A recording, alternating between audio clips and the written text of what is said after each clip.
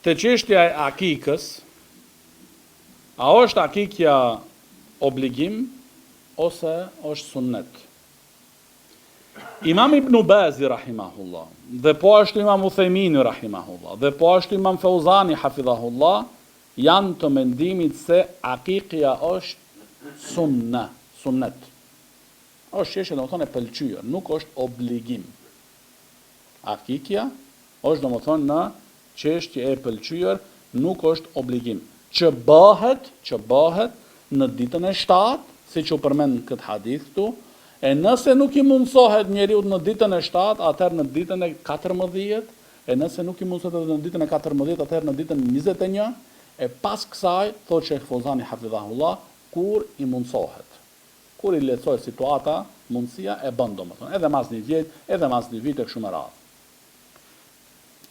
Po Imam Ibn Bazi rahimahullah përmend çështjen që nëse ti e di se baba jot nuk e ka thërë një akika për ty, nuk e ka bo akika për ty.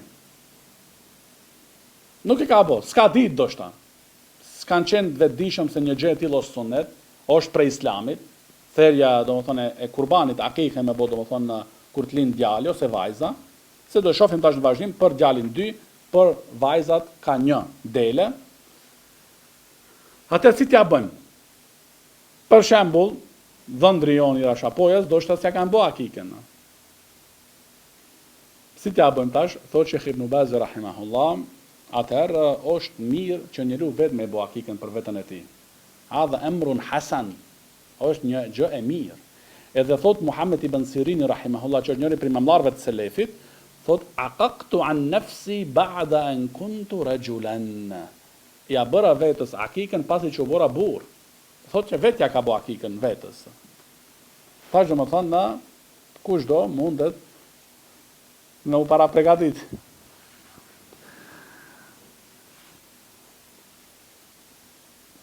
Do më thonë, një gjë e tillë, si pas mendimit të Imam Ibn Bazit rahimullah, bon do më thonë që njeriu me bo, edhe po ashtu do më thonë na Muhammed ibn Sirini, që është prej nxënësve të Ebu Hurejras radiallahu anhu, e që do më thonë e ka bua e vet akiken për vetën e ti.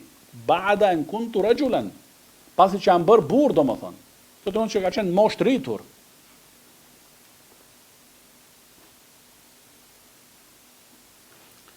Çështja akika, fjala akika, thotë Sheikh Zejdi rahimullah, rrjedh nga fjala el-aqq, aqqun.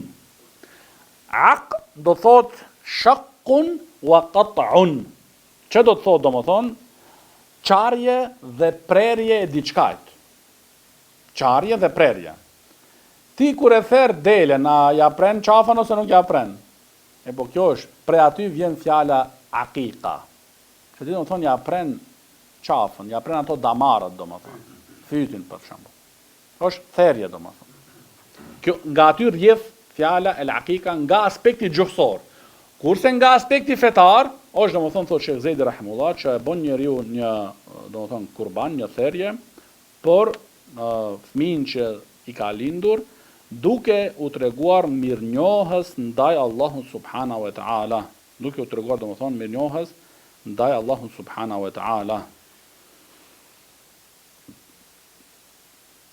Por nëse dikush thot, për shembull, sidomos dikën e kapin emocionet, s'ka pas fëmijë një kohë të gjatë, për shembull.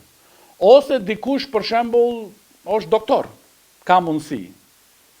Edhe thot, unë se bëj një dele, unë e bëj, ose një dash, unë e bëj një lopë për kurban, për akika, do më thonë për djalin. Ose një deve, shkojmë në umra, edhe e therr një deve. A bën kjo? Ibn Qayyim rahimahullah thotë, jo, nuk bën. Sepse tekstet që janë përmendur çështja e akikës, të gjitha përmenden çështja e deles. Nuk përmendet aty as deve e as lop. Edhe pasi që në ato tekste fetare, hadithet respektivisht, nuk përmendet çështja e deves edhe lopës, atëherë njeriu përmbahet teksteve, thotë Ibn Qayyim rahimahullah, dhe nuk del jashtë atyrve. Prandaj do më thonë, edhe po pate shumë, mjaftohu domethënë në atë që e ka bërë pejgamberi sallallahu alaihi wasallam. Te çështja e domethënë i ruhen flokët. Sa i përket djalit, mashkullit, janë pajtuar domethënë edhe Shafit, edhe Hanabila, Hanbelit, edhe Malikit, se domethënë djalit në ditën e 7 i ruhen flokët. Për vajzën, kurse Hanefit kanë thënë është çështje mubah, po do e bën, po do se bën. Nuk lidhet me çështje fetare. Po si qëndron puna te vajza, nëse të lind një vajzë, edhe në ditën e 7-tash, ja bën akikën, a i ruan flokët po ashtu në atë ditë? Hanbelit nuk e kanë një mendim i tillë. Dhe prandaj Sheikh Ibn Bazi rahimullah dhe Sheikh Uthejmini rahimullah kanë edhe këtë mendim që nuk i ruhen flokët domethënë vajzës, por kjo vlen vetëm për meshkujt. Kurse Shafit edhe Malikit e kanë mendimin se edhe vajza hyn këtu. Po janë të përfshim. Edhe Imam Sunna në kohën tonë, Imam el-Albani rahimahullah, është pyetur për këtë mesele. Edhe është përgjigjur duke thënë Sheikh el-Albani rahimahullah, në këtë gjykimi i ruajtjes së flokëve, hyn edhe meshkujt edhe vajzat. Pse? Sepse në ato tekste që janë përmendur ruajtja e flokës së atit fëmijës së posalindur, nuk ka ndodhur asnjëherë ndonjë përjashtim, që të bëhet domethënë vetëm për meshkujt e jo për femrat, për vajzat. Nuk ka përjashtim. Masi që nuk ka ardhur përjashtim, thotë Sheikh Al-Albani rahimullah, atëherë edhe ajo përfshihet domethënë në këtë gjykim. Edhe vajza, jo vetëm djali. Pastaj hadithi i radhës an Eyyub an Ikrima an Ibn Abbas radiyallahu anhuma anna Rasulullah sallallahu alaihi wasallam aqqa an al-Hasan wal Husayn kabshan. Domethënë tregon Ibn Abbas radiyallahu anhuma se pejgamberi sallallahu alaihi wasallam ka bërë akika për Hasanin dhe Husejnin duke therrur për secilin ka 2 dash. Për secilin do të thonë ka 2 dash.